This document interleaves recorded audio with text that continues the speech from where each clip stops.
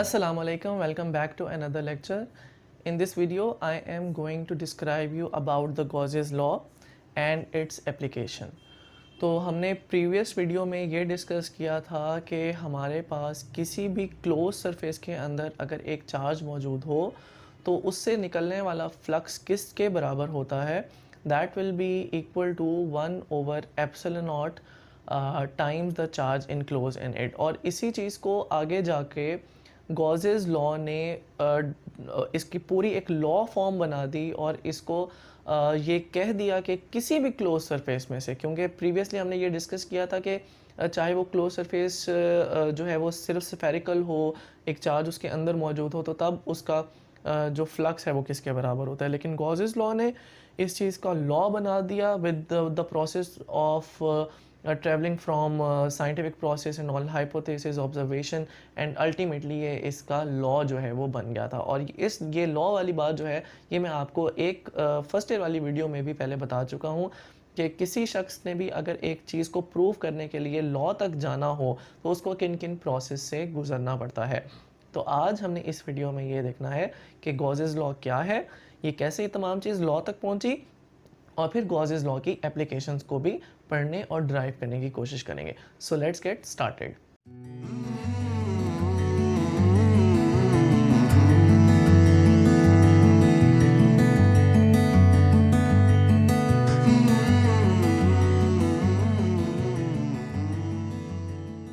सबसे पहले हम यहाँ पर गॉसेस लॉ की बात करें तो गॉसेस लॉ में ये चीज़ बताई जाती है with the definition that the flux through any close surface. देखें यहाँ पर एनी का मतलब यही है कि आपके पास किसी किस्म की भी क्लोज सरफेस होगी उसके अंदर से जो टोटल फ्लक्स होगा that will be equal to 1/ε0 times the charge enclose in it. यानी 1/ε0 टाइम तो ज़रूर होगा और इसके साथ चार्ज जो है वो मल्टीप्लाई हुआ होगा।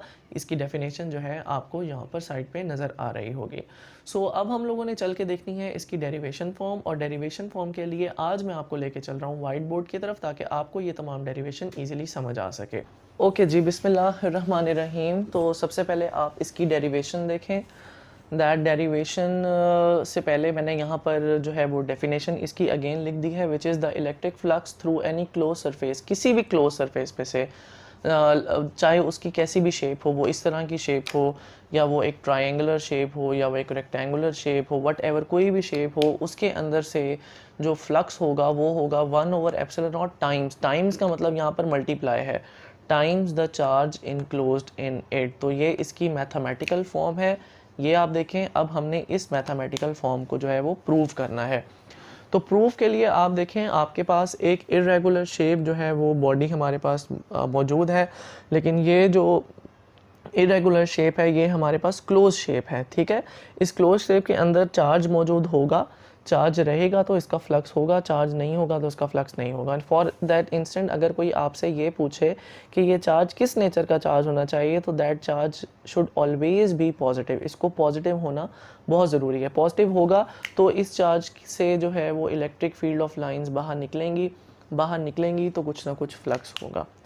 सो इन तमाम चार्जेस की वजह से फ्लक्स क्या होता है उसको हमने फाइंड करना है। आप यहाँ पे देखें कि हमारे पास एक चार्ज नहीं है, there are number of charges, तो हमारे पास फ्लक्स भी जो है वो ज़्यादा होगा। यानी अगर Q1 अवेलेबल है, Q2, Q3, Q4, Q5, Q6 and Qn, तो फ्लक्सेस भी हमारे पास उतने ही होंगे। तो यहाँ पर मैंने जो एक इक्वेशन लिखी है कि total flux phi total will be equal to φ1 + φ2 + φ3 plus and so on into φn तक ये तमाम चीज़ जो है वो हमारे पास जाएगी। सो ये रिलेशन बहुत इंपॉर्टेंट है क्योंकि इसी में आपने सब्सटीट्यूशन करनी है।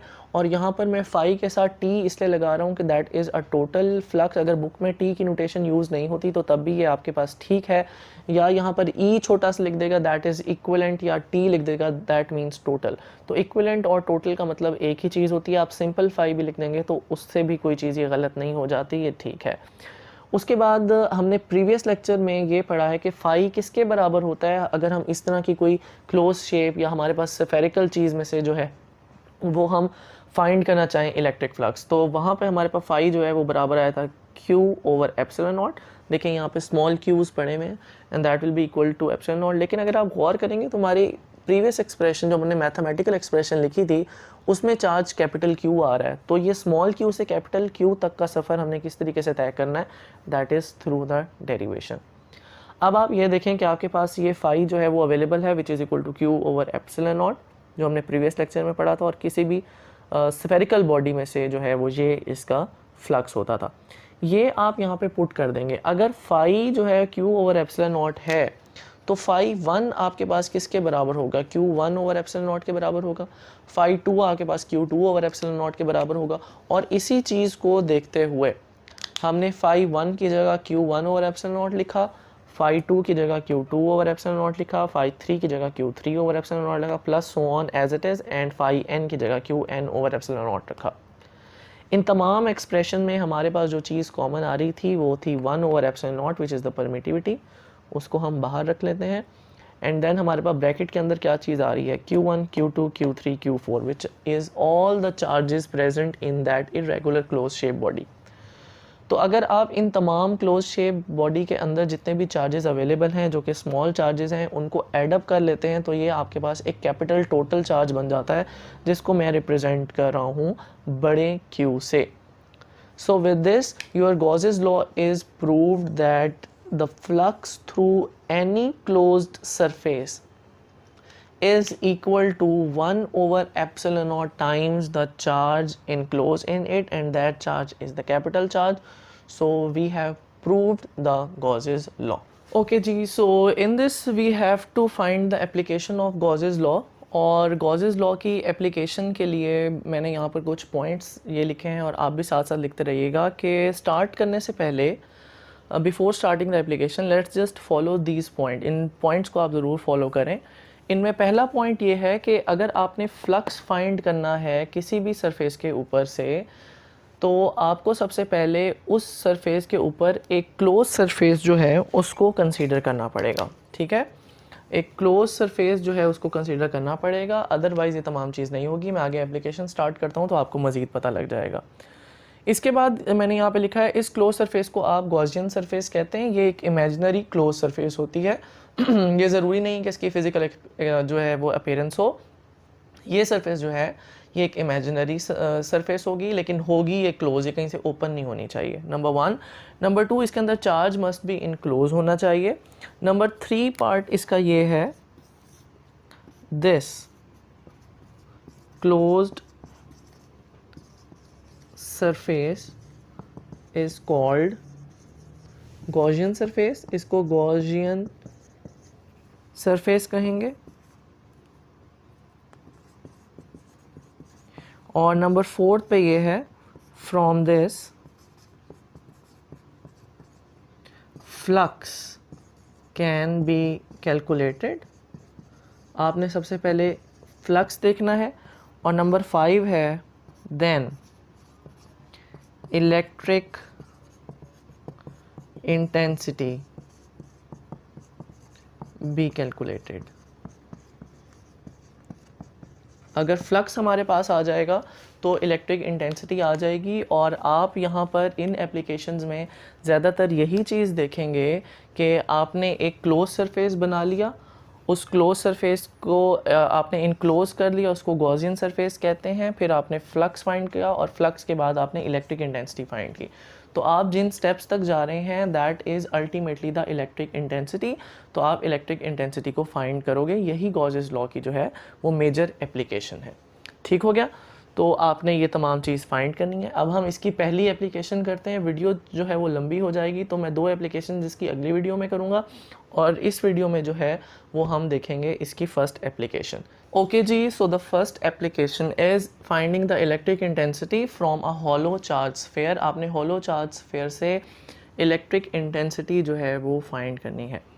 तो हॉलो चार्ज स्फीयर क्या है, देखें, as the name implies, let's suppose कि आप लोगों के पास एक स्फीयर है।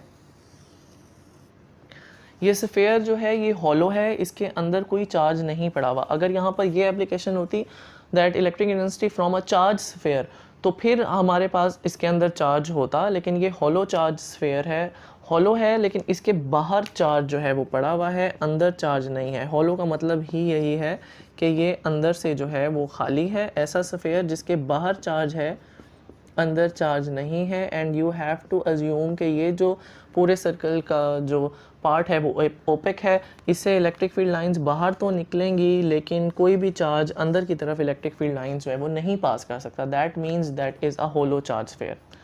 तो स्टेप्स क्या थे? नंबर 1 स्टेप ये था कि आपने इलेक्ट्रिक इंटेंसिटी फाइंड करने के लिए, नंबर 1 स्टेप आपका ये था to find the electric intensity, आपने गॉसियन सरफेस जो है वो कंसीडर करनी है। तो गॉसियन सरफेस कैसे कंसीडर होगी? अगर आप इसके अंदर एक क्लोज सरफेस बना लें जिसको हम कहते हैं कि दैट इज़ गॉसियन सरफेस। फिर इसमें सेकंड वो ये था कि आपके पास जो है इसके अंदर चार्ज इनक्लोज्ड होना चाहिए, चार्ज इनक्लोज्ड। तो देखें इसके अंदर आपने खुद से चार्ज नहीं बनाना, ये गलत चीज़ है। चार्ज इनक्लोज का ये मतलब है कि अगर आप एप्लीकेशन कुछ ऐसे कर रहे होते जिसमें बाहर की तरफ गॉसियन सरफेस बना रहे होते तब तो चार्ज इनक्लोज्ड हो जाता, लेकिन यहाँ एप्लीकेशन ही हॉलो चार्ज स्फीयर की है, इसका मतलब है अंदर कोई चार्ज नहीं है। ये उसने एक यूनिक सी एग्जांपल आपको दी है, एप्लीकेशन दी है, तो यहाँ पे अंदर कोई भी चार्ज नहीं है। बहरहाल आपकी बुक ये बताती है कि आपने ये सर्कल कैसा बनाया है कि इसका जो रेडियस है आर वो इस बड़े वाले रेडियस से छोटा है, तो इस तरीके से आपने ये सर्कल बनाया है। अब आप वो कहता है कि फ्लक्स फाइंड कर लें, थर्ड पे आपने फ्लक्स फाइंड करना है। तो फ्लक्स आपके पास क्या होता है? That flux is equal to 1/ε0 times the charge enclosed in it. अब आपके पास यहाँ पर चार्ज क्या है? That charge is equal to 0, ये आपके पास है ही नहीं, तो आपके पास फाई क्या आएगा? फाई आपके पास जो है वो 0 आ जाएगा because there is no charge enclosed in it, so the total flux is equal to 0। अब ये आपके पास फ्लक्स आ गया। अब हम चौथे पॉइंट पर फाइंड करेंगे इलेक्ट्रिक इंटेंसिटी। इलेक्ट्रिक इंटेंसिटी आपके पास क्या थी? जो है वो फाइंड करने का तरीका क्या होता है? वो होता है phi is equal to E dot A. तो आपने यहाँ से इलेक्ट्रिक क्योंकि फ्लक्स निकाल लिया तो आप बाकी चीज़ भी फाइंड कर सकते हैं। As in this case flux तो आपके पास था ही 0, यहाँ पर तो कोई फ्लक्स नहीं बन रहा था।